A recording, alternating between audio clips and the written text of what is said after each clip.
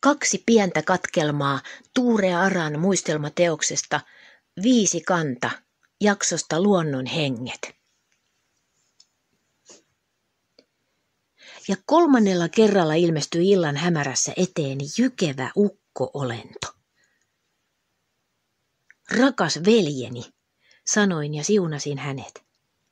Ukon muoto muistutti kaasisen jykeviä puuveistoksia.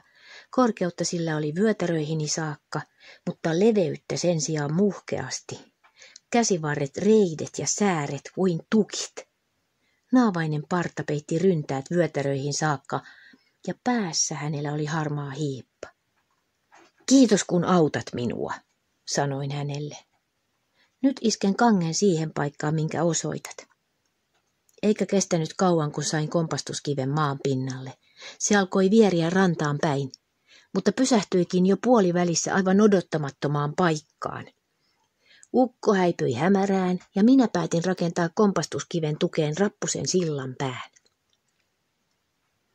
Jatkossakin ukon seurassa oli turvallista.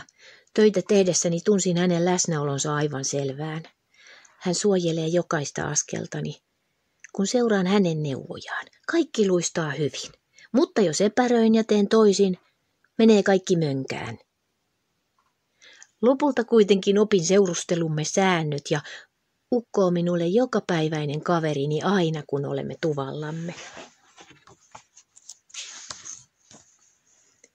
Ystävämme Tapio Kaitaharju perheineen vietti meillä viikonloppua. Kerroin ukosta Tapiolle. Myöhemmin illalla Tapio tuli ulkoa tuvan roihuavan takkavalkean ääreen ja kertoi, että hänellä oli ollut pieni palaveri ukon kanssa, joka ensin vierasti, mutta Tapion luokseen vetämänä vihdoin suostui keskusteluun. Tapio sanoi, voit rauhassa tulla luokseni, sillä minä olen isäntäsi hyvä ystävä. Silloin ukko osoitti kädellään tupaa, jossa minä olin ja sanoi, rakas.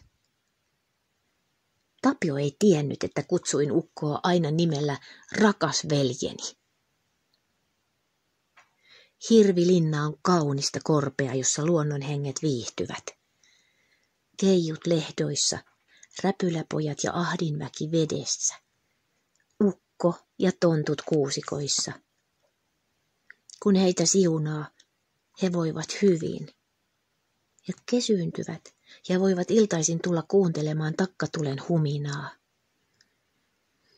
Kumpa ihmiset tietäisivät, että luonnonhaltijat todella ovat olemassa.